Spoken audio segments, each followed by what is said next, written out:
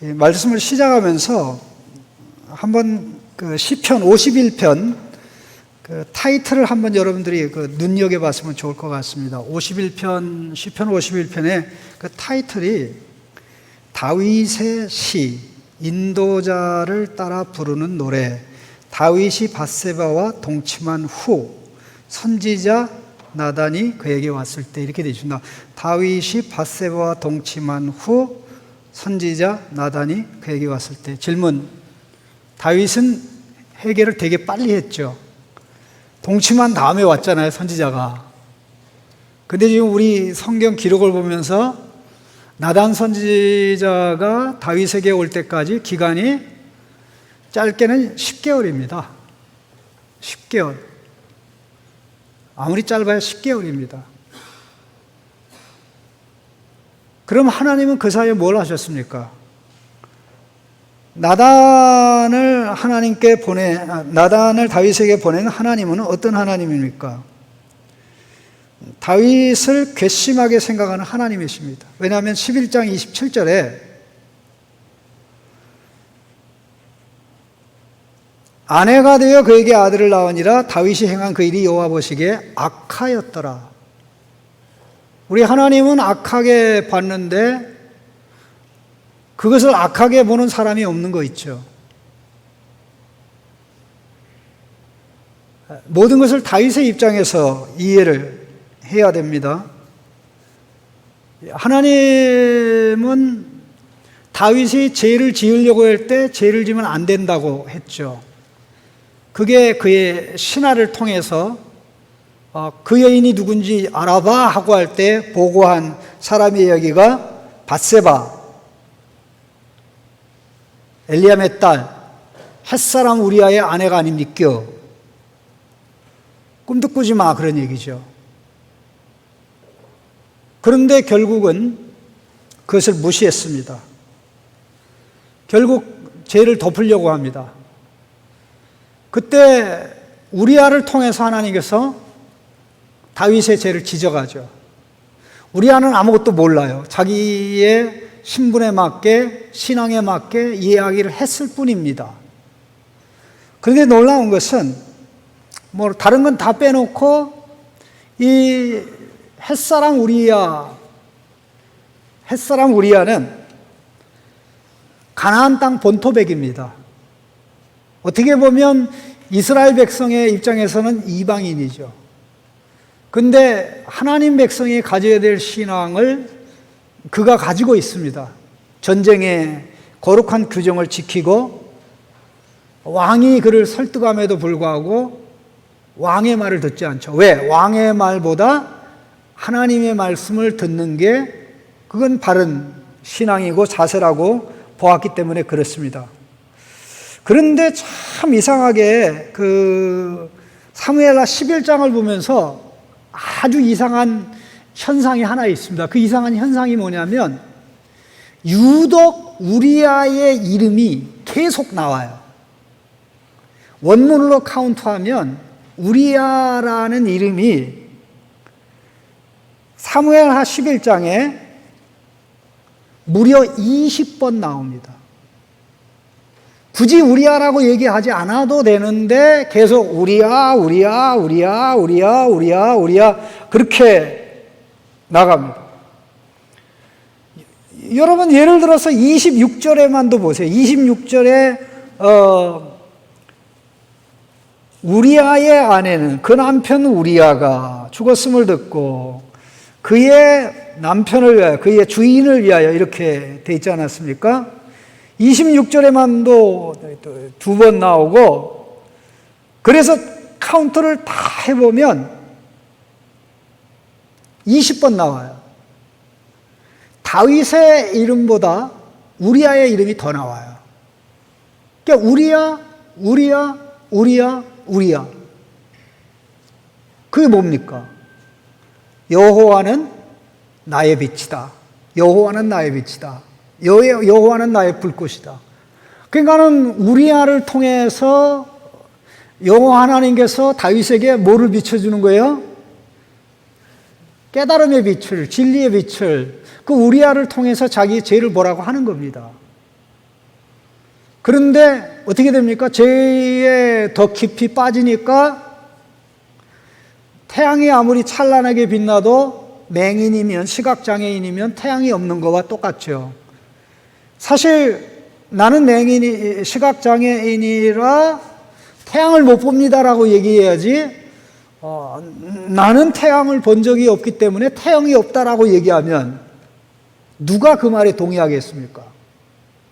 그런데 이 죄악에 깊이 빠져 들어가니까 이 죄를 숨기려고 하다 보니까 죄가 커지고요. 또 죄를 숨기려고 하다 보니까 죄의 지배와 다스림이 점점 커지게 되는 이런 상황. 의도적으로 우리야, 우리야라는 이름을 얘기함으로써 다윗은 우리야라는 이름을 들을 때만이라도 여호와 하나님의 빛을 받아서 돌이켜야 된다라고 우리에게 교훈하는데, 역시 처음에 양심의 가책이 올 때 무릎을 꿇어야 되는데 그거를 물리치고 다음 단계로 나가니까 점점 더 돌아올 수 있는 길이 없게 되는 상황이 발생했는데, 여기에 추가적으로 몇 가지 다윗으로 하여금 죄를 보는데 어렵게 한 사건이 있습니다. 그 중에 하나는 진행 중인 전쟁이, 암몬 족속과의 전쟁이 이스라엘의 승리로 끝났습니다. 여러분 성경을 읽다 보면, 자, 11장 1절에 암몬 족속과 전쟁할 시즌이 와서 이제 전쟁이 시작이 된 거 아닙니까? 11장 1절에 해가 돌아와 왕들이 출전할 때 이 왕인 다윗이 출전하지 않고 사고 친 거잖아요. 전쟁터에 있던 우리야를 불러다가 이제 죄를 숨기려고 하는데 안 되니까 결국 그 전쟁터, 마지막 전쟁, 수도를 함락하는 그 전쟁에 적이 많이 있는 곳에 투입을 해가지고 적의 손을 통해서 죽인 거잖아요. 지난주에 말씀 들었죠? 제가 설교는 안 했지만 우리 엄 목사님 다 했을 거라 이 말입니다. 그런데 그 모든 내용을, 비밀리에 모든 왕의 명령을 집행한 것을 전령을 통해서 보고하는데 어떻게 보고합니까? 전투의 핵심 내용으로 보고합니까? 별건 보고로 합니까? 사이드 보고로. 그런데 이 전령이 너무 똑똑해가지고 이건 말도 안 돼. 아니 사단장이 죽었는데, 사단장이 전사했는데 사단장 얘기를 안 해라는 게 말이 돼? 해가지고 결국은 전령이 보고할 때는 가장 핵심적인 보고로 우리야가 죽었다는 것을 언급을 했는데, 그 우리야는 그냥 우리야가 아니라 다윗의 신하 우리야. 그리고 나서 이제 대성 통곡하는 역사가 그의 아내에게 있는 것입니다. 그 27절 말씀의 내용이 바로 그 내용인데, 영문도 모르는 아내는 참 그때 울 때 다윗이 죽였을 거야, 왕이 죽였을 거야, 나를 차지하려고 죽였을 거야, 그거는 꿈에도 상상하지 못했던 거죠. 아마 그것을 미리 알았으면 장례를 마치고 애도 기간을 마친 다음에 데리러 올라올 때 갔을 것 같아요? 안 갔을 것 같아요? 여러분이라면 가? 그 대접은 잘 받잖아요. 7번째 부인이 돼서 이제 역사의 길이 빛나잖아요. 사실 그렇진 않죠. 어쨌든 이 내용을 쭉 보면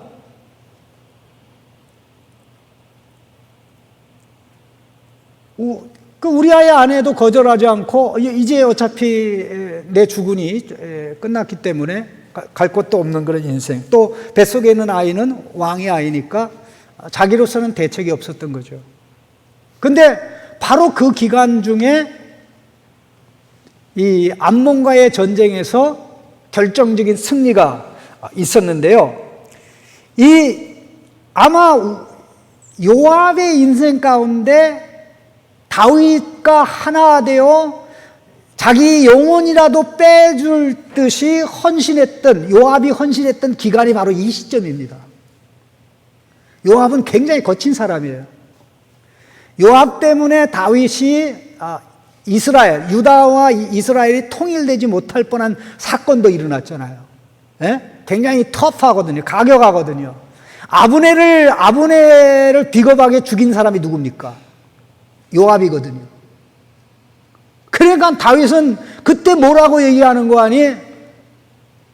스루야의 아들들 때문에 왕 못 해먹겠다 그랬어요. 스루야의 아들들 때문에, 그 스루야는 자기 누님이거든요. 그러니까 누님의 아들들이니까 조카들 아닙니까? 못 해먹겠다고 그랬는데, 그 요압을 또 내팽개치고 버릴 수 없는 게, 그 요압과 아비새만큼 또 이 능력이 있고 장수의 기질이 있어서 하나 그런 사람도 없는 거예요. 그런데다가 예루살렘 성을 이제 점령을 하잖아요. 아브라함 때부터 그 지역에 살았던 기브온 여부스 족속을 예루살렘에서 이제 그 몰아내는데, 그때 혁혁한 공을 세운 사람이 요압이에요. 이 사무엘하에는 안 나옵니다. 왜냐하면 사무엘하는 스토리가 다윗 중심으로 전개되기 때문에 초점이 다른 사람한테 가는 건 거의 빠져 있어요. 나중에 역대기의 기록에 가면 그 내용이 등장을 합니다. 그런데 다윗이 이렇게 장난을 치고 못된 짓을 하고, 심지어는 이 사단장 하나를 30명 중에 하나니까 그것 아닙니까? 하나를 그 적의 손을 통해서 죽였는데도 하나님은 이를 알고 있었죠. 분노하셨죠. 왕이 저러면 안 되는데. 그럼에도 불구하고 그 전쟁에서 결국 암몬 족속이 다윗의 손에 넘어가도록 그렇게 만드셨습니다. 여기서 이제 문제가 되는 부분이 바로 이런 내용입니다. 목사님은 무슨 근거로 이렇게 얘기를 하세요? 이 내용이 예를 들어서 사무엘하 12장 24절을 보세요. 24절 25절에 보면 24절 25절에 솔로몬의 탄생 기사가 나와요. 솔로몬의 탄생 기사는 바로 앞에 우리아가 낳은 아들이 하나님의 진노로 죽어요. 그럼 언제입니까? 오늘 본문에 나오는 나단 선지자가 다윗에게 와서 그 죄를 알려주고 다윗의 죄를 고백할 때, 하나님께서 당신은 죽이지 않고 죄를 용서하지만 당신의 가정에 재앙이 있을 겁니다. 당신이 이와 같은 일을 했기 때문에 다만 일단 재앙의 첫 번째 순서로 아들은 죽을 겁니다. 그래서 아들 살려달라고 금식하죠. 일주일 내내 금식하는 거예요. 근데 결국은 죽었습니다. 보세요. 23절이 그거예요. 지금은 죽었으니 내가 어찌 금식하랴? 내가 다시 돌아가게 할 수 있느냐? 나는 그에게로 가려니와 그는 내게로 돌아오지 아니하리라. 자, 24절 어떻게 돼요? 다윗이 그의 아내 밧세바를 위로하고 그에게 들어가 동침하였더니 그가 아들을 낳으니 그의 이름을 솔로몬이라 하니라. 여호와께서 그를 사랑하사. 오호. 그 사고 쳐서 난 아들이 죽고 난 다음에 태어난 아들이 누구라고요? 솔로몬. 빵점. 성경 이렇게 읽으면 사실 점수가 별로 안 나옵니다. 왜냐하면 그러면 왜 성경은 이렇게 기록했냐? 이제 그게 더 중요한 문제인데, 사무엘하 5장 14절에 솔로몬의 이름이 나와요. 5장 14절 보십시다. 5장 14절에 보면 다윗의 아들들을 쭉 언급하면서 헤브론에서 난 아들들, 예루살렘에서 난 아들, 그래서 예루살렘에서 난 아들들 가운데 15장 14절에 예루살렘에서 그에게 난 자들의 이름은 삼무아와 소밥과 나단과 솔로몬과 이렇게 되어 있습니다. 엄마는 안 나와요. 엄마가 안 나오는 이유가 뭐냐? 아직 그 여인하고 결혼한 기사가 기록이 안 됐어요. 그 결혼 기사가 나오는 게 11장이에요. 그럼 생각해 보세요. 여러분 11장에 와서 결혼해가지고 물론 그 아들은 죽고 나중에 아들이 나오는 게 기록하는데 5장에 그 여인을 기록을 해버리면 어떻게 돼요? 오호, 이렇게 되죠. 그래서 이 네 아들을 낳은 여인이 안 나오는데 역대상 3장 5절에 이렇게 나옵니다. 예루살렘에서 그가 낳은 아들들은 이러하니 시므아와 소밥과 나단과 솔로몬 네 사람은 다 암미엘의 딸 밧수아의 소생이여, 이렇게 되어 있습니다.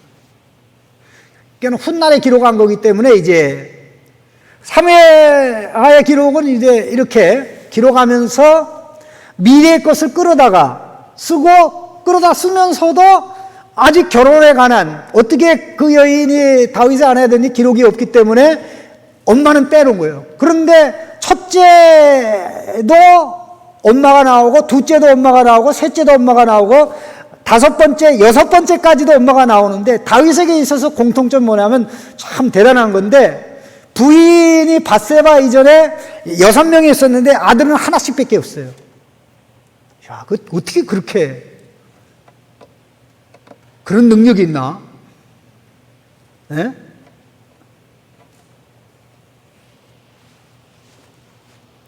그럼 생각해 보세요. 이 솔로몬이 바로 아이가 죽은 다음에 태어난 아이인 것처럼 돼 있지만 실제적으로 족보를 보면 막내다. 막내. 맞습니까? 그럼 막내죠. 그러면 요 기록 다음에 나오는 것이 전쟁이잖아요. 26, 27, 28, 29절, 31절까지가 랍바성이 최종적으로 점령됐다. 암몬 족속이라는 나라는 끝났다. 그러면 한번 좀 약간 우둔하게 좀 전쟁이 몇 년 걸렸는지 계산해 보십시다. 애가 하나 죽었어요. 솔로몬 낳기까지 몇 년 걸린 거예요. 연년생으로 나도 죽은 아이까지 합치면 5이잖아요. 그러면 7년, 8년이에요. 그러면 암몬 족속과 전쟁을 7년, 8년 한 겁니까? 그러면 농사는 언제 져요? 전쟁을 계속 하는 게 아니에요. 전쟁할 시즌이 있어요. 그럼 어떻게 해야 돼요? 전쟁할 시즌이 있는데 시즌 하다가 다른 성 다 함락됐어요. 성 하나 남았어요. 근데 다시 농사 지러 갑시다 하고 다 돌아갔다가 또 다시 하면 적이 자기들을 빼앗겼던 거 다 다시 내리고 언제 오르든 이렇게 안 하잖아요. 그래서 여러분들이 성경 읽을 때 똑똑하게 읽어요. 똑똑하게 읽을 때 생각 없이 읽으면 엉뚱하게 성경을 해석하게 되고 오해하고는 그것이 하나님의 뜻이라고 생각할 수밖에 없게 됩니다. 자, 그러면 생각해보세요. 인간은 이 사건은 그럼 왜 이렇게 기록이 되냐면은 이 주제별로 기록하다 보니까 순서가 바뀐 겁니다. 주제별로 기록하니까 순서가 바뀐 거예요. 또 중요한 인물을 기록하다 보니까 막내로 난 솔로몬이 그 다음에 바로 태어난 것처럼 된 거죠. 그리고 솔로몬이 태어난 다음에 암몬과의 전쟁이 마침내 끝난 것처럼 보이는 거죠. 그러나 일어난 순서로 얘기하면 전쟁이 시작됐고 전쟁 중에 다윗이 죄를 졌고 그것을 숨기기 위해서 우리아를 마침내 죽여서 우리아의 아내를 자기 아내로 삼았고 그렇게 진행되어 가는 가운데 아기는 뱃속에서 자라고 있는 가운데 요압으로부터 전쟁터에서 소식이 온 겁니다. 왕이여, 전쟁이 끝나갑니다. 이제 암몬 랍바성의 함락은 시간 문제입니다. 제가 점령하면 영광이 나에게 돌아가기 때문에 왕이 직접 추가적인 군사를 끌고 오셔서 성을 취하셔야 됩니다. 이렇게 된 거예요. 그럼 다윗의 입장에서는 와, 고마워, 죽을 지경이지. 왜? 요압이 입을 열면 어떻게 돼요? 아마 요압이 조카가 아니었으면 왕위도 빼앗으려고 넘볼 수도 있었을 거예요. 그러니 다윗에게는 죄를 졌음에도 불구하고 모든 게 만사형통이에요. 물듯이 흘러가는 거 있죠. 사람들은 장수의 아내를 취하여 그의 미래를 책임졌다고 박수를 치고 보내는 거. 참 다윗왕 훌륭하다. 오직 우리 하나님만 저 못된 것 같으니라고 저 못된 것 같으니라고 하는데 하나님은 당신의 체면 때문에 다윗을 세워 가나안 정복을 완성, 더 이상 주변 나라가 끔찍거리지 못하게 하려는 하나님의 계획이 작동하고 있었던 것입니다. 하나님의 계획 때문에 우리가 망하지 않지, 죄로 인해서는 망하면 이미 다 끝났어요. 그런데 하나님의 사랑과 계획이 우리를 살려두는지도 모르고 뭘 잘해서 그렇게 이제 안지, 하나님은 이번에는 참 이거를 눈 감아주는 모양이다. 근데 이렇게 큰 죄까지 눈 감아주면 왕이 못할 게 뭐야? 예? 그래서요, 하나님의 시각으로 보기 전에는 죄는 절대 죄가 아닙니다. 더더욱 왕이 하는 행동은요, 그게 법이기 때문에 왕을 재판정에 세울 수 있는 법이 없습니다. 신정 왕국에서 그렇고 고대 모든 왕국에서는 다 똑같습니다. 그 모든 게 잘 되잖아요. 사람들이 박수갈채를 보내요. 그런 가운데 나단 선지자가 왔는데, 나단 선지자가 개인의 자격으로 온 것이 아니라 여호와 하나님의 명령을 받고 온 것입니다. 자, 개인의 자격으로 온 것이 아니라는 것을 꼭 기억해야 됩니다. 개별적으로 찾아오질 않았어요. 나단 선지자도 마음대로 다윗이 죄에 빠져 있는 그런 상황에 어느 시점에는 알았을 텐데, 개인적으로는 가고 싶지만 못 간 이유가, 아무리 다윗과 나단과의 관계가 좋다고 할지라도 이 정도까지 나간 다윗에게 가서 잘못 얘기했다가 하면 자기 못 날아가요. 네? 지금 현대 대통령 시대에도 대통령의 잘못을 마음대로 얘기 못 하는데, 그 청와대에서 좀 계속 있으려면 이거 해야 되잖아요. 개인 자격으로 갈 수가 없었던 거. 왕이 부르지 않는데 어찌하겠어요? 근데 하나님이 불러서 이제 다윗 앞에 서게 되는데, 여기에 언급된 이야기는요, 아주 이야기가 너무 간단해요. 너무 간단한데 이거보다 파워풀한 스토리는 없어요. 여러분 꼭 기억하세요. 이 스토리 메이커, 스토리텔러. 우리는 스토리로 먹고 스토리로 살고, 어떤 스토리를 듣고 반응하느냐에 따라 살 수도 있고 죽을 수도 있어요. 오늘 우리가 살아가는 시대는 어떤 스토리를 듣고 그 스토리에 반응하느냐에 있는데, 미디어 플레이라는 게 전부 다 이게 스토리 메이커하고 스토리를 전파해 주는데, 그 이야기를 듣고 거기서 반응하는, 자기도 모르는 사이에 그것이 가치가 되고 세계관이 되고 자기의 전부가 돼요.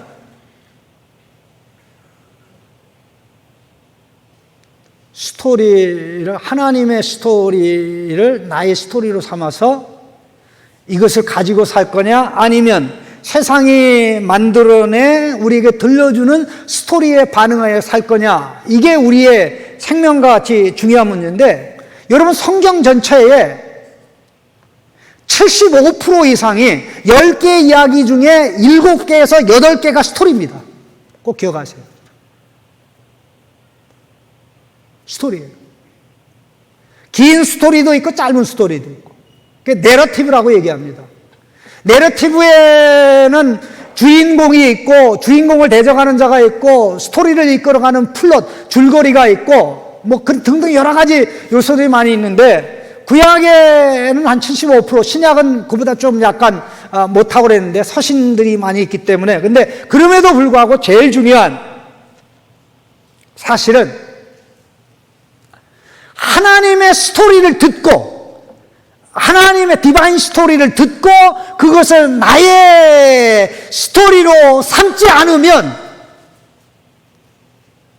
세상의 스토리가 나를 빚어 형성해서 나를 세상 사람으로 만들어간다는 것입니다.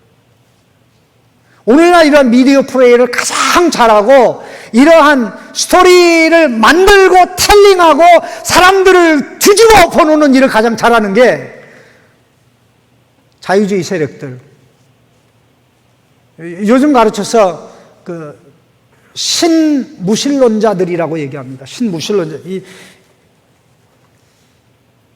이 사상이 굉장히 무섭습니다. 스토리를 다 새로 만들어요. 근데 새로 만든 이야기들은 전부 다 디바인 스토리에 반대예요. 그럼 그거를 이제 미디어를 통해서, 놀이를 통해서 보여줘요. 학교에서 교육을 통해서 애들에게 들려줘요. 그러니까 그러니까는 남자와 남자가 이렇게 이게 비정상에서 정상이 돼요. 남자와 남자가 사랑하는 게 비정상이었는데 정상이 돼요. 이런 식으로 해서 이게 세계관이 되고, 그렇게 해서 사회가 바뀌고 이렇게 되는 거예요. 그럴 때 이들이 하는 게 뭐냐? 디바인 스토리, 하나님의 스토리를 다 닫아버려요. 못 듣게 해요.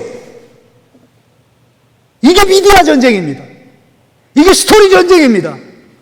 여러분들이 이 부분에 있어서 정신 바짝 차리고 의식을 가지고 내가 하나님의 스토리, 디바인 스토리에 의해서 빚어지고 형성되고, 내가 그 스토리에 영향을 받아서 디바인 스토리 텔러, 하나님의 이야기를 이야기하고 나눠서 아이들을 빚고 의도적 빚으려고 했어요. 그 이야기를 하면 성령의 걸 통해 역사하기 때문에 스토리로 빚어져요. 그 스토리가 들리면 어떤 걸 볼 때 그 스토리가 판단 기준이 돼서 정확하게 이해를 하게 돼요. 이게 이렇게 무서운 것입니다. 이런 점에 있어서 우리가 의식이 있지 않고 정말 우리의 정신세계가 깨어있지 않으면 잘못된 스토리에 의해서 빚어져서 우리의 인생을 살아가면서 하나님이 파멸하며 없애기를 원하는 그러한 스토리의 중심에 서게 되는 비극이 일어날 수 있는 것입니다. 우리가 살고 있는 세계에 이런 현실이 전개되고 있습니다. 그래서 스토리가 이만큼 강력한 영향을 줘요. 그래서 최근에 나온 책에 제가 보진 않았지만 스토리를 만들어 이야기할 거냐? 우리는 만들 수는 없습니다. 하나님의 스토리를 다시 재해석하고 전해주는 거죠. 그렇게 할 거냐? 아니면 죽을 거냐? 그런 비슷한 책이 나온 것을 얼마 전에 봤습니다. 자, 오늘 이야기는 너무나 간단합니다. 어느 마을에 두 사람이 있었습니다. 하나는 부자, 하나는 가난한 사람. 부자는 억수로 많고 가난한 사람은 가진 게 아무것도 없어요. 그런데 여러분 생각해 보세요. 이 이야기, 스토리의 구성이요, 기가 막히게 돼 있어요. 상상을 초월하는 방법으로 하나님의 지혜가 아니면 이런 이야기를 해낼 수가 없어요. 간단하게 얘기하면 그러고요. 부자가 있고 가난한 자가 있고, 부자는 뭐 가축도 많고 또 소도 많고 양도 많고, 또 가난한 자는 아무것도 없는데 딱 하나밖에 없는 거죠. 암양새끼 하나. 암양새끼 하나인데 이거는 그 짐승이 아니라 그냥 가족이에요. 어쨌든 그런 얘기 하지 않는다고 합시다. 가난한 사람은 짐승 하나밖에 없는데 부잣집에 어느 날 손님이 왔는데 부자가 자기의 가축 중에 하나 잡아서 손님을 대접하지 않고 옆집에, 가난한 집에 하나밖에 없는 짐승을 빼앗아다가 뭐예요? 손님을 대접한 거 있죠. 여러분 그 손님이라면 여러분 그 대접 받겠어요? 여러분 인간 세계에 손님 대접하려고 남의 걸 훔치다가 대접하는 인간 봤어요? 대한민국에 그런 사람이 있나요? 여러분이 그 손님이라면 그 집 있겠어요? 오늘 먹을 게 없는데 내가 좀 편의점에 가서 좀 뭘 훔쳐올게. 잠깐 기다려. 그래서 이 스토리가 너무나 파워풀하다는 거예요. 그렇게 이야기를 했어도 그 사람은, 그 부자는 나쁜 부자죠. 손님 대접의 기본 예의가 안 된 거죠. 자기가 가지고 있는 최고의 것을 대접하는 거지, 자기가 넘쳐나는데 이것을 아껴두고 하나밖에 없는 그 가난한 자의 집에 가서 훔쳐다가 대접을 하면서 자기 것으로 대접하는 것처럼 한다, 이게 있을 수 없잖아요. 이게 난센스야. 이야기 자체가 현실 세계에서는 불가능합니다. 또 하나 이게 어떤 점에서 현실 세계에서 불가능하냐면요,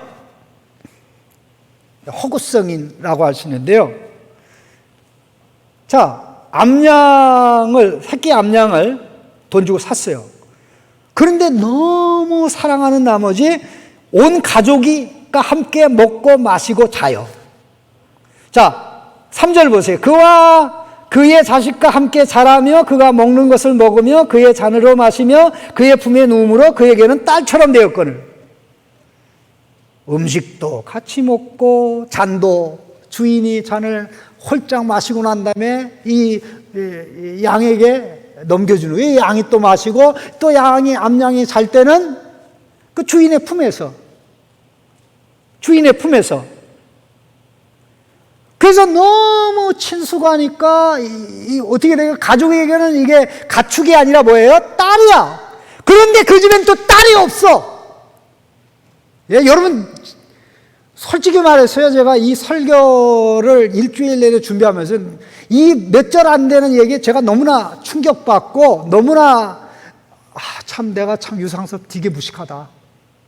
나는 이 내용을 다 안다고 생각했는데 이 몇 절밖에 안 되는 이야기를 또 보고 보니까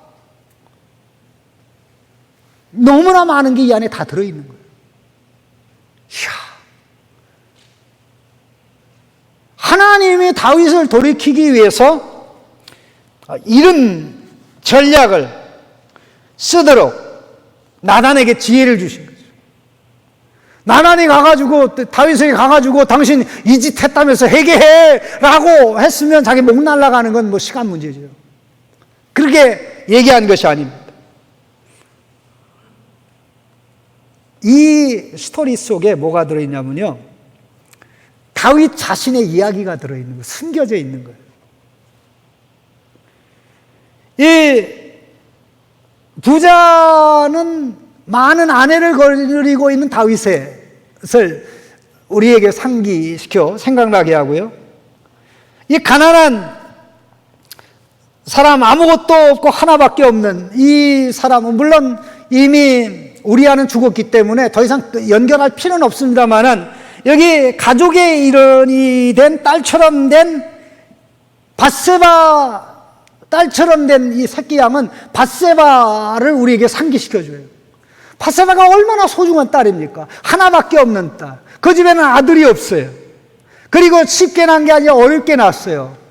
남편에게는 뭐예요? 하나밖에 없는 아내잖아요. 그 주인의 품에 누워 있는데 밧세바가 남편이 죽었을 때 통곡하면서 남편을 주인으로 생각하고 울었거든요. 그 11장 27절에 나오는 내용입니다. 그 앞부분에 나오는 26절 정도가 되는데, 그런데다가 먹고 마시고 눕고, 많이 봤던 먹고 마시고 이 일을 우리아에게 시켜서 죄를 덮으려고 했던 게 다윗이잖아요. 전쟁터에서 돌아와서 너 집에 가서 발 씻고 먹고 마시고 아내하고 자. 근데 안 자잖아요. 어떻게 해요? 우리아가 왕에게 얘기하죠. 왕이여 내가 그렇게 할 수가 없다. 11장 11절에 뭐라고 얘기합니까? 11장 11절에 내가 어찌 내 집으로 가서 먹고 마시고 내 처와 같이 자리이까? 내가 이 일을 행하지 아니하기로 왕의 살아계심과 왕의 혼의 살아계심을 두고 맹세하나이다. 근데 11장 13절에도 다윗이 그를 불러서 그를 그 앞에서 먹고 마시고 취하게 하니 저녁 때에 그가 나가서 그의 주위의 부하들과 함께 더불어 침상에 누고 그 집으로 내려가지 아니하리라. 먹고 마시고 자고 이 가난한 집에 있는 새끼 암양이 가족과 함께 먹고 마시고 자. 스토리 기가 막히지 않아요? 이게 디바인 스토리입니다. 네?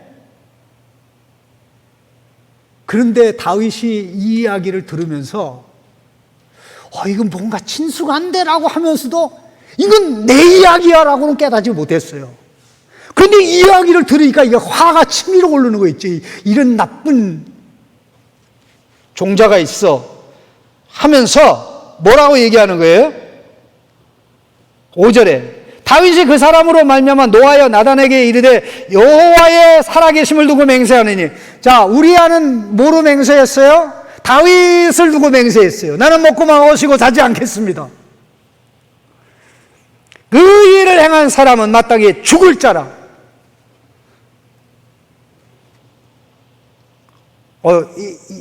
이 죄는 가족처럼 된 새끼 양 하나 빼앗아다 간 거는 죽을 죄입니까? 죽을 죄가 아닙니까?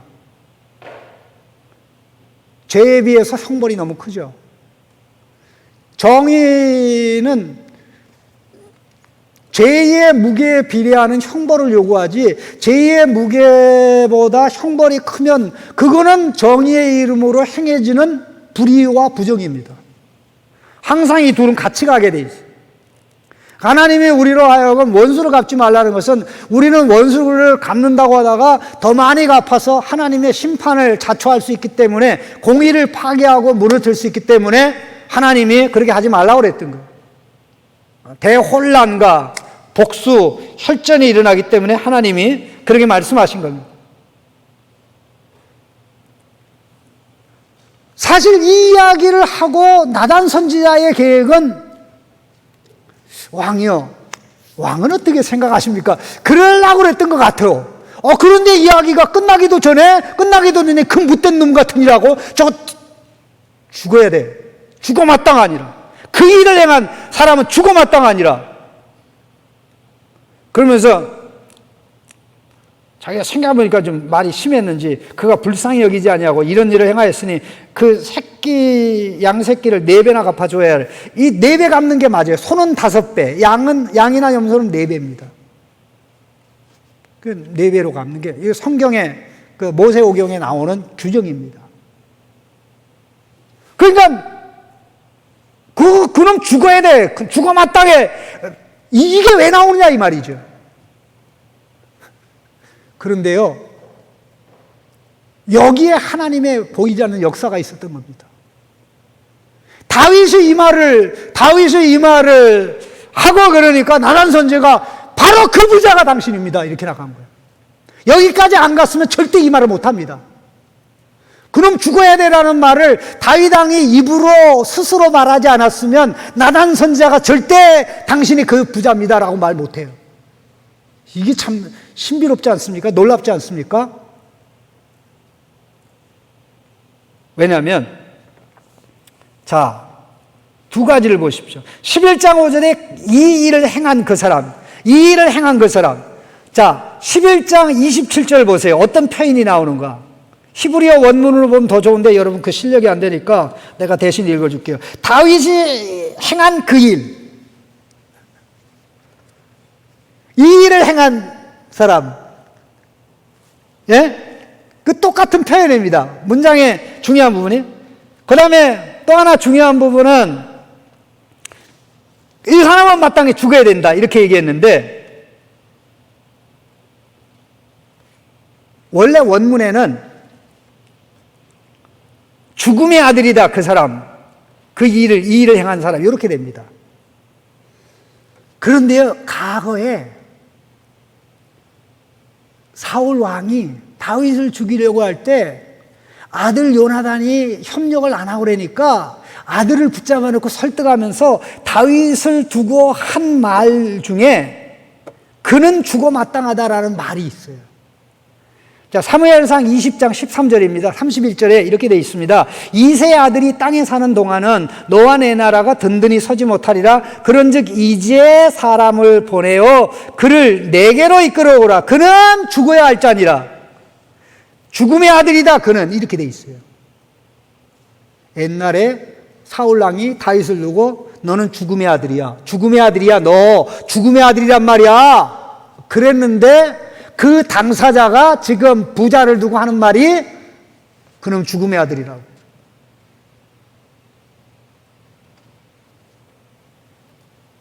이 기회를 탁 포착하고 나단 선지자가 바로 그 사람은 당신입니다. 자, 그럼 가만히 생각해 보세요. 지금까지 다윗이 이 이야기를 들었어요.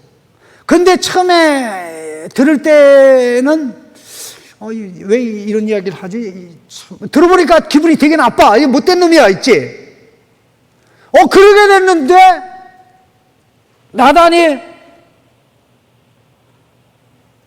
그 사람 바로 당신입니다 라고 얘기하는 순간 어떻게 된 거예요? 하나님의 이야기, 남의 이야기가, 하나님이 들려주는, 선지자를 통해 들려주는 남의 이야기가 나의 이야기가. 여러분 기억하십시오. 하나님의 말씀을 저건 나를 위한 게 아니야, 저 사람 얘기야, 저 형제 얘기야, 지난번에 장난치고 뭐한 그 친구 이야기야, 나는 상관이 없어, 내가 오늘 설교 이 말씀 들었는데 너한테 딱 맞는 말인데 왜 오늘 지난주 안 왔어? 내가 그래서 얘기하는 거야. 이런 형제들이 있을 수 있는데 항상 나를 위한 이야기는 없어. 남에게 들려줄 이야기만 있어. 너 없는데 목사님이 너에 대해서 이렇게 얘기했다. 너 없는데 조장이 이렇게 얘기했다. 그래서 나를 위한 이야기는 없어. 그렇게 전달되는 이야기가 변화를 가져올까요? 그 듣는 형제에게, 자매에게 변화를 가져오지 않습니다. 남의 이야기처럼 듣다가 어느 순간에 성령의 그렇게 이제 까딱까딱 반응하잖아. 맞아. 그러면 안 되지. 그러면 안 되지. 그러면 안 돼. 그놈이 너야. 라고 하는 순간 뭐예요? 말씀에 꼭 잡힌 거죠. 한동안 사람들이 지금도 이 말을 표현을 하고 사용하는데 이거는 잘못된 표현 방식이다. 레마라는 하나님의 말씀을 가르치는 단어가 신약에는 두 단어가 있는데 레마와 로고스라는 단어입니다. 레마, 로고스라는 단어인데 많은 사람들이 로고스는 하나님의 객관적 말씀이고 레마는 하나님의 말씀이 내게 들려와서 나의 이야기가 될 때, 그러니까 하나님의 말씀이 나의 것이 될 때 가르치는 게 이제 레마라고 얘기하는데 이거는 헬라어 헬자도 모르는 사람들이 만들어낸 이야기예요. 레마나 로고스나 다 똑같이 하나님의 말씀이에요. 그것이 레마이든 로고스든 중요한 게 하나님의 말씀이 부닥쳐 와서 나의 이야기로 들려올 때 그때 회개가 시작이 되는 것입니다. 그때 회개가 시작이 되는 거예요. 그게 그러니까 하나님의 말씀을 수없이 듣고 수없이 들었는데 항상 So what? 나와 무슨 상관이 있단 말이야. 이렇게 끝나요. 성경을 읽어요. 큐티 한답시고, 이 표현에서 죄송합니다. 큐피를 대견스럽게 하고 있는데, 그냥 고속도로에 차를 타고 가면서 나무가 지나가듯이 계속 지나가. 아무 의미가 없어. 이러게 되면 그냥 옛날 이야기예요. 나와는 상관없는 이야기예요. 그런데 그 나무 하나가 내게 꽂혀올 때 비로소 스토리 포 미, 나의 이야기가 되는 거야. 나를 향한 하나님 말씀이 되는 거야. 그때 일어나는 게 회개인 것입니다. 이미 상황에서 참 저러네. 저렇게 되면 안 되네. 바로 그 일어난 사람이 당신입니다. 그러니까 빼도 박도 못하고 뭐 먹겠어요? 내가 죄를 지었나이다. 내가 죄를 지었나이다. 그래서 다음 주에 내용이 그렇게 진행되는데요. 지금까지 살아가면서 하나님의 말씀의 부대낌 때문에 말씀이 충격되는 그 현장을 떠나지 못하고 콧물 흘리면서 하나님이 나에 대해서 말씀했는데, 나에게 이런 말씀을 했는데 나는 그런 줄도 모르고 여지껏 살았네요. 나 이거 깨우쳐 주시고 깨닫게 하시고 분별하게 하신 것 감사합니다. 하나님은 우리의 인격을 침해하는 방식으로 우리의 죄를 지적하지는 않습니다. 사실 나단 선지자가 이게 모든 사람이 듣는 가운데 이야기한 것이 아니라 오직 다윗왕 하나를 두고 이걸 얘기한 거잖아요. 그러니 얼마나 부담이 됐겠어요. 죄 졌다면서요? 회개하세요. 이게 회개가 되냐 말이에요. 에? 둘러서 얘기하는데 얼마나 많이 기도를 했겠습니까? 여러분 이 사마천의 사기에 보면 이 어떤 왕이 있는데 이 왕이 되자마자 왕의 일은 안 하고 맨날 이 향락에 빠져 있고 주색에 빠져 있고 이 국가를 경영하는 일은 아무 관심이 없어요. 3년이 되는데도 신하들이 입도 뻥뻥 말을 못하는 거예요. 말을 했다가는 죽으니까. 말하다가는 죽으니까. 그런데 저렇게 나라다는 나라가 망하게 됐는데 한 번은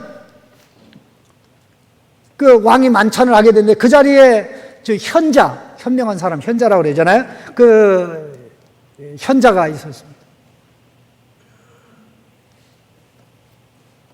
뭐 이제 주흥이 일어나고 기분이 좋은 가운데 그 현자가 왕에게 왕이여 제가 재미난 얘기 하나 해도 되겠습니까? 그냥 하라고 재미난 얘기 뭐 이럴 때 안 하면 언제 하냐고. 왕이여 큰 집에요 큰 새가 있는데요 이 새가 도무지 3년 동안 울지를 않습니다. 그 왕이 왕이 된 지 3년 됐는데 왕 역할을 안 하고 있었거든요.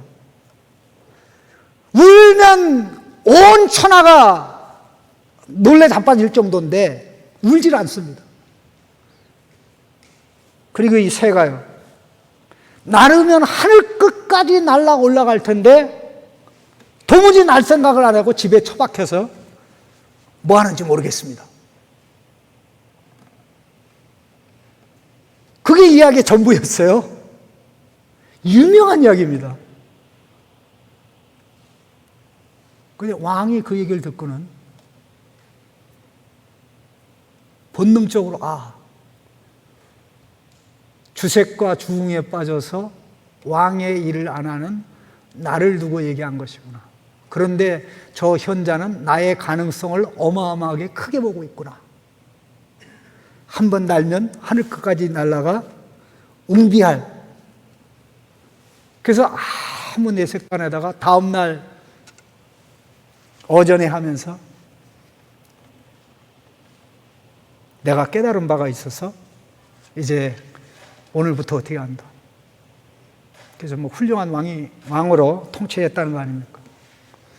그래서 그런 왕에 관한 얘기가 딱 한 사람밖에 없는데 마치 여러 왕에게 그런 얘기를 한 것처럼 이제 중국 사기에 등장합니다만은 참 우리에게 많이 부족한 게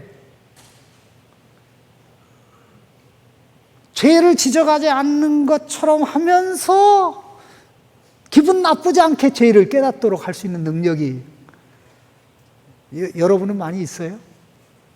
유상섭에게는 많이 부족합니다.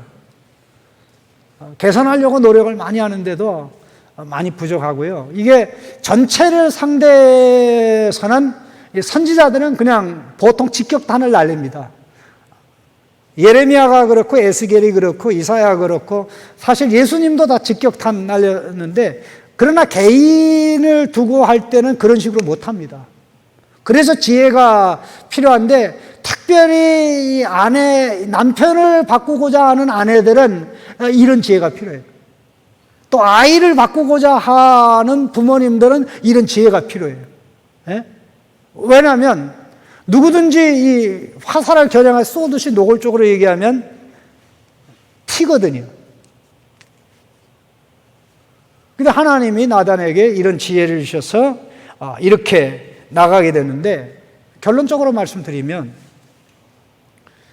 하나님의 말씀이 남의 이야기로 들리는 사람은